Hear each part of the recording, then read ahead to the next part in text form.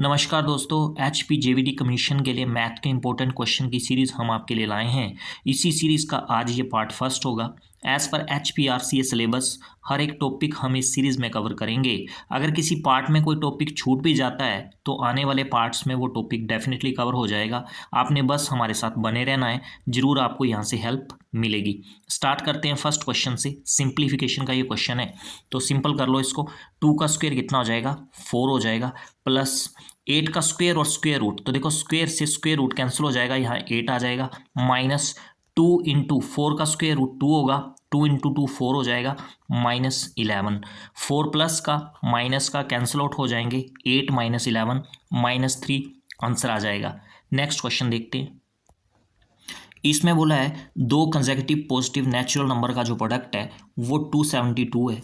उन दोनों में से जो बड़ा नंबर है वो आपको बताना है।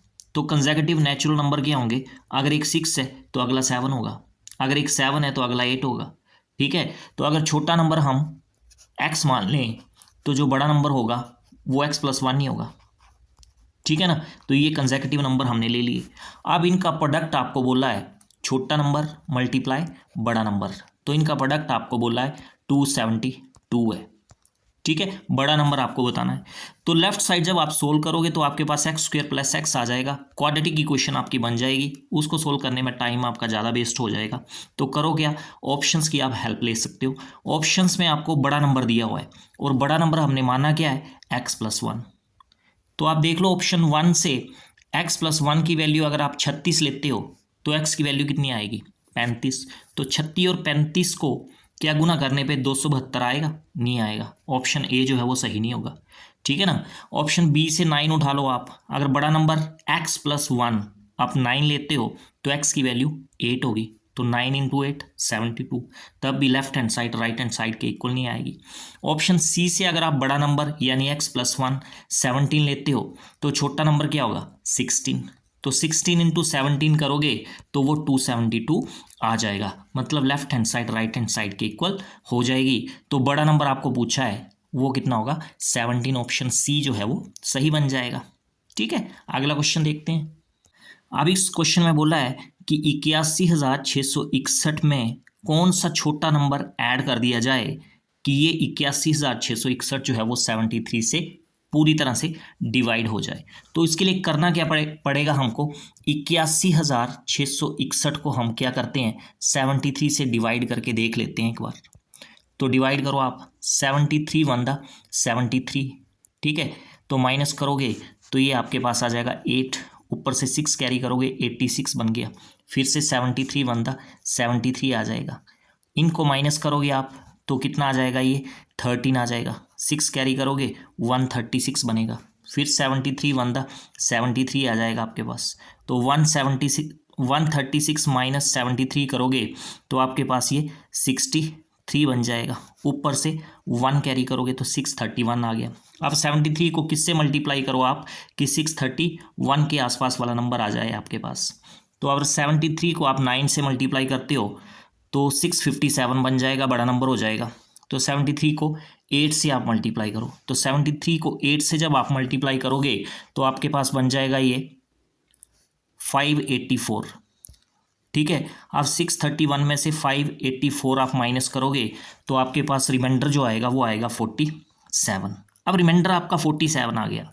अब आप खुद सोचो, अगर 47 की जगह आपके पास 73 आ जाता, फिर 47 की जगह आपके पास अगर 73 आ जाता तो आपने क्या करना था, 73 वन दा 73 और माइनस करके आपका रिमाइंडर क्या आ जाना था, 0 आ जाना था। पर रिमाइंडर आपका 73 नहीं आया, कितना आया, 47। तो 47 में आप क्या ऐड करोगे कि 73 बन जाए, तो 26 ऐड करना पड़ेगा। इसका मतलब क्या है कि 81,661 में भी छोटा नंबर 26 ऐड करना पड़ेगा, तभी वो 73 से डिवाइड होगा। ऑप्शन सी जो है वो सही बन जाएगा। ठीक है, अगला क्वेश्चन देखते हैं।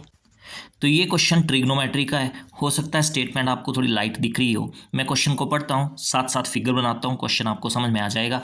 इसमें बोला है कि ABCD एक ट्रेपीजियम है जिसमें BC लाइन जो है वो AD के पैरेलल है। तो एक ट्रेपीजियम हम बना लेते हैं यहाँ पे। ठीक है, तो ये ट्रेपीजियम हमने बना ली ABCD। ठीक है। अब हमें ये जो वर्टिसेस हैं इनको नेमिंग कुछ इस तरह से करनी है कि BC जो है वो AD के पैरेलल हो जाए। तो यहाँ पे हम A लिख लेते हैं, यहाँ पे B लिख लेते हैं, यहाँ पे C लिख लेते हैं, यहाँ पे D लिख लेते हैं। तो देखो यहाँ पे BC लाइन जो है वो पैरेलल हो गई आपके किसके, AD लाइन के। ठीक है, आगे क्वेश्चन में बोला है कि AC इक्वल है CD के। तो AC क्या हो गया, इस ट्रेपीजियम का डायगोनल हो गया, तो A को C से ज्वाइन कर देते हैं। अब ये AC और CD जो है वो आपको इक्वल दिए हैं। आगे क्या बोला है कि एंगल ABC जो है वो 113 डिग्री का है। तो एंगल ABC यानी ये वाला एंगल जो आपको बता रखा है वो कितना बता रहा है, ये 113 डिग्री का। और एंगल BAC 26 डिग्री का है। तो BAC ये 26 डिग्री का है। ठीक है, आपको करना क्या है, what is the measure of angle ACD। आपको एंगल निकालना है ACD, ये वाला एंगल आपको निकालना है। ठीक है, पहले तो आप ट्राइंगल चेक करो ABC। इसके दो एंगल आपको पता है, एक 113 डिग्री का है, एक 26 डिग्री का है। तो तीसरा एंगल निकल जाएगा एंगल सम प्रॉपर्टी से, क्योंकि ट्राइंगल के तीनों एंगल का सम कितना होता है, 180 डिग्री। तो ये वाला एंगल आप निकाल सकते हो। तो कितना आ जाएगा, 113 प्लस 26 करोगे कितना आ जाएगा ये, तो ये 139 आ जाएगा। तो 139 में कितना कम है कि 180 हो जाए, तो 41 कम है। तो इसका मतलब ये एंगल BCA जो बनेगा वो कितना बनेगा, 41 डिग्री। अब देखो BC और AD जो है वो पैरेलल है, और AC लाइन क्या होगी फिर, ट्रांसवर्सल। ठीक है, तो एंगल CAD ये वाला एंगल और एंगल BCA ये वाला एंगल, वो दोनों एंगल क्या है, ये दोनों एंगल क्या है, अल्टरनेट इंटीरियर एंगल, और ये दोनों इक्वल होंगे। अगर ये BCA 41 डिग्री है तो एंगल CAD ये भी कितना होगा, 41 डिग्री। ठीक है, कॉन्सेप्ट आपको पता होने चाहिए। आगे देखो AC लाइन जो है CD लाइन के इक्वल है, तो ये भी आपको पता होना चाहिए कि angle opposite to equal sides are equal, कि इक्वल साइड्स के अपोजिट वाले एंगल भी इक्वल होते हैं। तो देखो AC के सामने वाला एंगल कौन सा है, ये वाला। तो अगर एंगल CAD 41 है तो एंगल CDA भी कितना होगा, 41 डिग्री। ठीक है, अब ट्राइंगल ACD के आपको दो एंगल मिल गए, 41 41। ये तीसरा ACD जो आपको पूछा है ये आप निकाल सकते हो। तो 41 41 कितने हो गए, 82। तो 180 होने के लिए कितना कम है, 98। ठीक है, तो एंगल ACD जो आपको पूछा था वो कितना होगा, 98 डिग्री। ऑप्शन ए जो है वो सही हो जाएगा। क्लियर हो गया क्वेश्चन। अगला क्वेश्चन देखो, आगे ये डिस्काउंट का क्वेश्चन है, इजी सा। इसमें बोला एक प्रिंटर का प्राइस 32,000 रुपये है और उस प्रिंटर पे 9% का डिस्काउंट दिया जा रहा है। तो आपको बताना कि डिस्काउंट कितना होगा रुपीज़ में। तो सिंपल सा क्वेश्चन, 32,000 में 9% का डिस्काउंट दे रहा है, तो 32,000 गुणा 9/100। ठीक है, 2 0 से 2 0 आपकी कैंसिल हो जाएंगी। 32 को 9 से गुना करोगे तो 288 आएगा और साथ में एक जीरो लग जाएगी, तो 2,880 रुपये। तो इतना डिस्काउंट हुआ। ठीक है, अगला क्वेश्चन देखो। अभी इस क्वेश्चन में बोला है कि पाइप ए जो है एक टैंक को 14 घंटे में भर सकती है, और पाइप बी जो है उसी टैंक को 24 घंटे में भर सकती है। एक पाइप सी है वो सेम टैंक को 17 घंटे में भर सकती है। आपको बताना है कि अगर तीनों पाइप्स को टैंक में डाल दिया जाए तो वो टैंक को भरने में कितना टाइम लेंगी। ठीक है, तो टाइम एंड वर्क का ये क्वेश्चन है। फॉर्मूला आपने एक याद रखना है यहाँ से कि जो वर्क होता है वो इक्वल होता है किसके, एफिशिएंसी इनटू टाइम। ठीक है, एफिशिएंसी होती है कार्यक्षमता। ठीक है, आप क्वेश्चन देखते हैं। पाइप ए जो है वो टैंक को कितने घंटे में भरती है, 14 घंटे में। ठीक है, पाइप बी जो है वो टैंक को भर देती है 24 घंटे में, और पाइप सी जो है वो टैंक को भरती है 17 घंटे में। ठीक है, अब हमें यहाँ से क्या निकालना होता है, टोटल वर्क निकालना होता है कि टोटल वर्क जो है वो कितना करना पड़ेगा। तो टोटल वर्क हम कैसे निकालते हैं, इन तीनों का एलसीएम लेना पड़ेगा आपको। 14, 24 और 17 का एलसीएम लेना पड़ेगा। तो इन तीनों का आप एलसीएम लोगे ना तो ये आएगा आपके पास 2,856। तो ये तीनों का एलसीएम आ गया। अभी हमें क्या करना है, अलग अलग एफिशिएंसी निकालनी है हर एक पाइप की। तो आगे हम एफिशिएंसी निकालेंगे पाइप ए की। तो पाइप ए की एफिशिएंसी निकालनी कैसे है, टोटल वर्क डिवाइड बाय ए जितना टाइम ले रही है टैंक को भरने में। तो 2,856 डिवाइड बाय 14 करोगे आप तो ये आपके पास आएगा 204। तो ए की एफिशिएंसी आ गई। एफिशिएंसी का मतलब होता है कि पाइप ए जो है 1 घंटे में 204 काम कर रही है, ठीक है। बी की एफिशिएंसी इसी तरह से निकाल लो, total work divide by B जितना टाइम ले रहा है टैंक को भरने में। तो 2856 डिवाइड बाय 24 करोगे तो आपके पास ये आ जाएगा 119, ठीक है। सी की एफिशिएंसी निकालनी है, 2856 डिवाइड बाई 17 तो ये आ जाएगा 168। तो ये अलग अलग एफिशिएंसी आ जाएगी तीनों पाइप्स की। अगर इनकी टोटल एफिशिएंसी हमें निकालनी हो तो इनकी एफिशिएंसी का सम कर दो आप, 204 प्लस 119 प्लस 168, तो ये कितना आ जाएगा, ये आ जाएगा आपके पास 491 आ जाएगा ये। तो ये टोटल एफिशिएंसी आ जाएगी तीनों पाइप्स की। अभी हमें क्या निकालना है, टाइम निकालना है कि तीनों पाइप इकट्ठी टैंक को कितने टाइम में भरेंगी। तो यहाँ से टाइम का फॉर्मूला आप देख सकते हो, टाइम का फॉर्मूला क्या बनेगा, वर्क अपॉन एफिशिएंसी, ठीक है ना। तो वर्क तो कितना है टोटल 2856 और तीनों पाइप्स की एफिशिएंसी कितनी आई 491, तो ये आ जाएगा 491। अब इसको आपको मिक्स फ्रैक्शन में चेंज करना है क्योंकि ऑप्शंस आपको मिक्स में दिए हुए हैं, ठीक है। तो इसको मिक्स फ्रैक्शन में चेंज कर लो आप। तो 491 को आप 5 से मल्टीप्लाई करोगे तो आपके पास 2455 आ जाएगा और 2856 होने के लिए 401 कम रह जाएगा। तो आपका मिक्स फ्रैक्शन जो बनेगा वो बनेगा 5 and 401 अपॉन 491 आवर्स। तो इतना टाइम्स लेंगी तीनों पाइप्स टैंक को भरने में। ऑप्शन ए जो है वो सही हो जाएगा। क्वेश्चन सिंपल था ये, सिर्फ इसमें आपको कैलकुलेशन जो है वो फास्ट करनी थी, ठीक है। अगला क्वेश्चन देखते हैं। अब इस क्वेश्चन में बोला है कि 2 फ्रॉक्स खरीदी हैं, कितने में 1200 रुपये में, ठीक है। एक को बेचा 10% के लॉस पे और दूसरी को बेचा 15% के गेन पे। कुल मिलाकर ना ही कोई प्रॉफिट हुआ और ना ही लॉस हुआ। तो आपको जो फर्स्ट फ्रॉक है उसका कॉस्ट प्राइस बताना है। तो देखो इस क्वेश्चन को हम कैसे करेंगे, एलिगेशन मेथड से करेंगे। एलिगेशन मेथड कैसे लगाते हैं, ये बड़ा इंपॉर्टेंट मेथड है। इस मेथड को कैसे लगाते हैं हम, यहाँ देखो आप, यहाँ हमने लिख लिया फर्स्ट फ्रॉक और दूसरी तरफ लिख लिया हमने सेकंड फ्रॉक।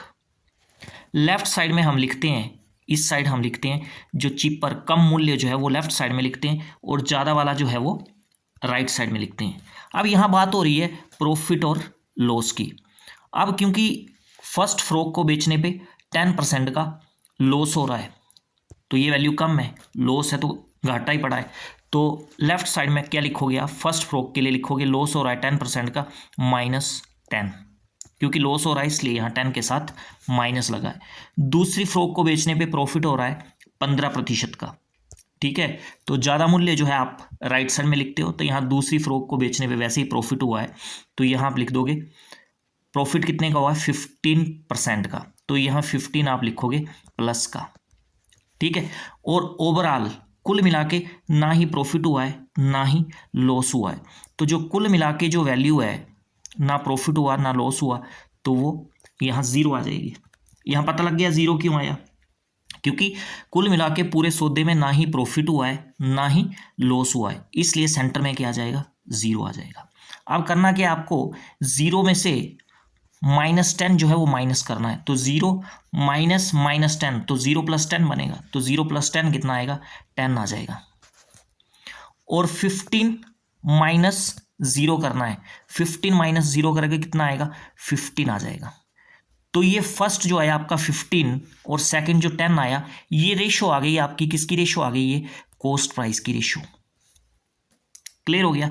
ये 5 से दोनों वैल्यूज कट जाएंगी, 5 3 द 15, 5 2 द 10। तो जो कॉस्ट प्राइस की रेशो बनी है आपकी वो कितनी बनी 3:2। तो मतलब फर्स्ट फ्रॉक का जो कॉस्ट प्राइस है रेशो में वो 3 आया और सेकंड फ्रॉक का कॉस्ट प्राइस रेशो में कितना आया 2। तो रेशो में टोटल कॉस्ट प्राइस कितना बन गया 3 + 2 5। तो 5 रेशो की वैल्यू आ गई आपके पास कितनी 1200 रुपये, ठीक है। एक रेशो की वैल्यू यहाँ से निकाल सकते हो आप, कितनी आएगी 1200 डिवाइड बाय 5, तो ये आ जाएगी आपकी 240, ठीक है। आपको निकालना क्या है, फर्स्ट फ्रॉक जो है उसका कॉस्ट प्राइस निकालना है। तो फर्स्ट फ्रॉक का कॉस्ट प्राइस रेशो में कितना है 3 है, 3 रेशो की आपको वैल्यू निकालनी है। तो एक रेशो की वैल्यू आपकी 240 रुपये, 3 रेशो की वैल्यू 240 गुना 3, तो ये 720 आ जाएगा। तो ये फर्स्ट फ्रॉक का कॉस्ट प्राइस आ जाएगा 720 रुपये। ऑप्शन डी जो है वो सही बन जाएगा आपका। क्लियर हो गया क्वेश्चन। अगला क्वेश्चन देखते हैं। अब देखो इस क्वेश्चन में बोला है एक ट्रेन ए है, वो स्टेशन एम से चलती है 8:05 पे और स्टेशन एन पे पहुंचती है वो 3:05 पर। तो इसके साथ साथ फिगर भी हम ड्रॉ कर लेते हैं। ये दो स्टेशन मान लिए हमने, एक स्टेशन एम और एक स्टेशन एन। स्टेशन एम से एक ट्रेन ए चलना स्टार्ट करती है 8:05 पे और स्टेशन एन पे ये पहुंच रही है ट्रेन ए कितने बजे, 3:05 पर। तो कितना टाइम लिया इसने, टोटल 7 घंटे लिए इसने एम से लेके एन तक पहुंचने में। और दूसरी तरफ क्या हो रहा है, एक ट्रेन बी है जो स्टेशन एन से चल रही है। तो एक ट्रेन बी आ गई, ये स्टेशन एन से चल रही है 10:05 पर और स्टेशन एम पे ये पहुंच रही है 3:05 पर ऑन द सेम डे। तो ट्रेन बी जो है इसने कितना टाइम लिया एन से एम तक पहुंचने में, 10:05 पे चली 3:05 पे पहुंची, तो इसने 5 घंटे लिए। मतलब ट्रेन ए से 2 घंटे इसने कम लिए। तो आपको बताना है कि वो दोनों ट्रेन्स ए और बी कितने बजे आपस में मिली। मान लो ये पॉइंट पी ले लिया हमने बीच में, जहाँ पे दोनों ट्रेनें एक दूसरे से मिल रही हैं, ठीक है। और एम से लेके एन तक टोटल डिस्टेंस हमने ले लिया डी। ये क्वेश्चन ध्यान से आपको समझना है। ये डिस्टेंस हमने ले लिया डी, ठीक है। ट्रेन ए की बात करें हम, मान लो ट्रेन ए जो है एम से पी तक जो है टी टाइम में पहुंच रही है और डिस्टेंस कितना कवर कर रही है, D1। इसी तरह से ट्रेन बी जो है एन से पी तक पहुंच रही है कितने टाइम में, T-2 टाइम में, क्योंकि ये 2 घंटे कम ले रही है ट्रेन ए से, तो T-2 आ जाएगा। और इसने जो डिस्टेंस कवर किया एन से पी तक वो D2 ले लो आप। तो यहाँ पे जो ये D1 plus D1 distance cover किया ए ट्रेन ने और D2 डिस्टेंस जो है वो बी ट्रेन ने कवर किया है।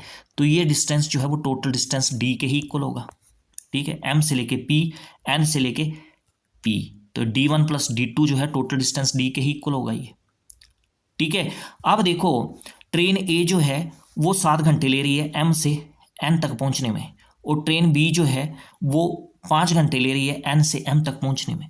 तो अगर हम टाइम की बात करें तो टाइम ए ट्रेन ने कितना लिया एम से एन तक पहुंचने में 7 घंटे और बी ने कितना लिया 5 घंटे। तो टाइम की रेशो हमारे पास 7:5 आ गई।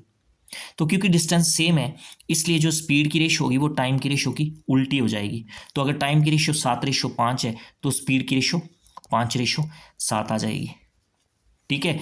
तो ट्रेन ए की स्पीड हम ले लेते हैं 5x और ट्रेन बी की स्पीड हम ले लेते हैं 7x, ठीक है। अब हम क्या करेंगे, ये D1 plus D2 equal to D जो लिखा, D1 जो है वो डिस्टेंस कवर किया है ट्रेन ए ने और D2 जो है वो डिस्टेंस कवर किया है ट्रेन बी ने। तो D1 हम पहले निकालेंगे, डिस्टेंस का फॉर्मूला स्पीड इंटू टाइम।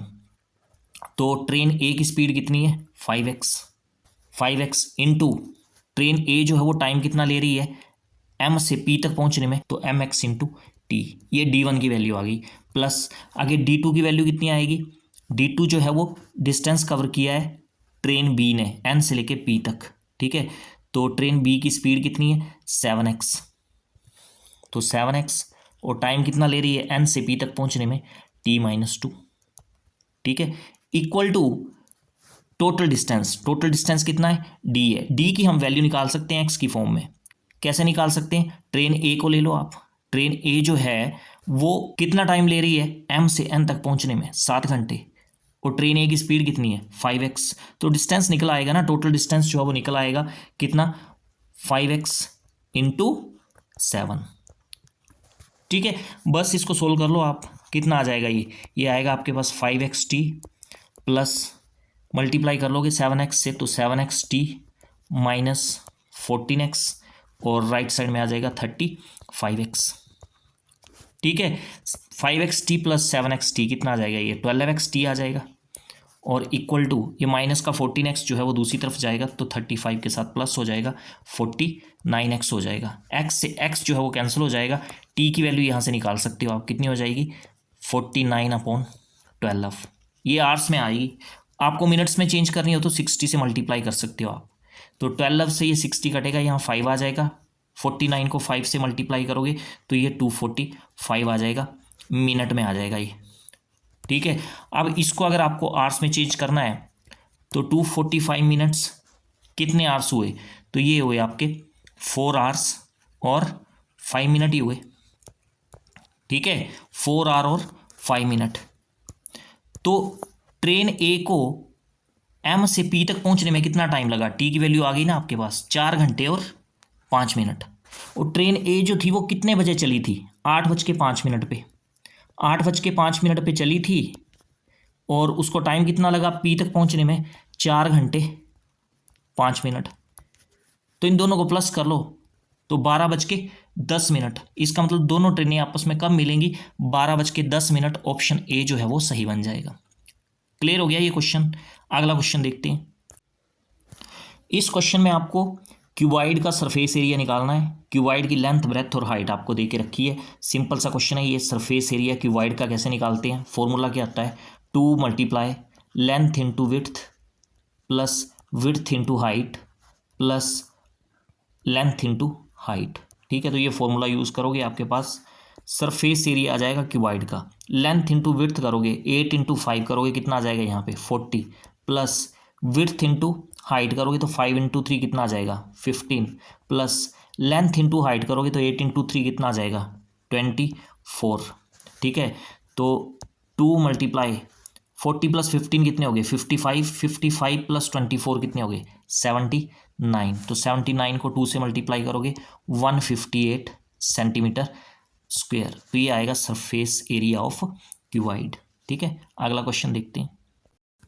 अब इस क्वेश्चन में बोला है कि प्रिया जो है एक काम को 22 डेज में ख़त्म कर सकती है। प्रिया और वर्षा जो हैं मिलके उसी काम को 11 डेज में ख़त्म कर सकती हैं। और प्रिया, वर्षा और निशा ये तीनों मिलके सेम काम को 8 डेज में ख़त्म कर सकती हैं। तो आपको बताना है प्रिया और निशा जो है उस काम को कितने दिनों में ख़त्म करेंगी।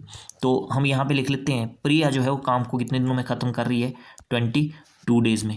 प्रिया और वर्षा जो है वो 11 डेज में काम को ख़त्म कर रही हैं।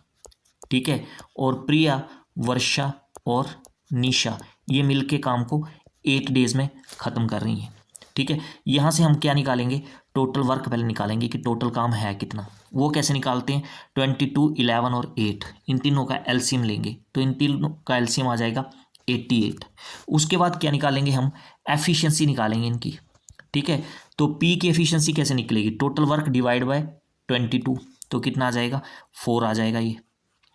P + V यानी प्रिया और वर्षा इसकी एफिशिएंसी कैसे निकलेगी, 88/11 तो 8 एफिशिएंसी इन दोनों की आ जाएगी। और तीनों की एफिशिएंसी कितनी आएगी 88/8 तो 11 जो है वो तीनों की एफिशिएंसी आ जाएगी। हमें एफिशिएंसी चाहिए किसकी, प्रिया और निशा दोनों की। तो प्रिया और निशा की एफिशिएंसी कैसे आएगी, एफिशिएंसी यहाँ निकाली है हमने, देख लो। अब अगर आपको वर्षा की एफिशिएंसी पता चल जाए तो प्रिया, वर्षा और निशा तीनों की एफिशिएंसी तो 11 है। तो 11 में आप वर्षा की एफिशिएंसी माइनस कर दोगे तो प्रिया प्लस निशा की एफिशिएंसी आपके पास आ जाएगी। तो वर्षा की एफिशिएंसी यहाँ से निकल के आ जाएगी। देखो प्रिया और वर्षा की एफिशिएंसी कितनी है 8 है और प्रिया अकेले की एफिशिएंसी कितनी है 4 है। तो इसका मतलब वर्षा की एफिशिएंसी कितनी होगी 4 ही होगी, क्योंकि प्रिया और वर्षा की एफिशिएंसी 8 है और प्रिया की एफिशिएंसी अकेले की 4 है। तो वर्षा की एफिशिएंसी भी तो 4 ही होगी, तभी दोनों की 8 बनेगी। तो वर्षा की एफिशिएंसी 4 आ गई आपके पास। तो प्रिया और निशा की एफिशिएंसी कितनी आएगी 11 - 4 कितनी आ गई 7।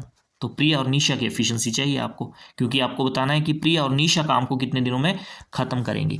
तो time taken by Priya plus Nisha, तो टाइम कैसे निकालते हैं, टोटल वर्क 88 है divide by Priya plus Nisha की एफिशिएंसी हमने 7 निकाली।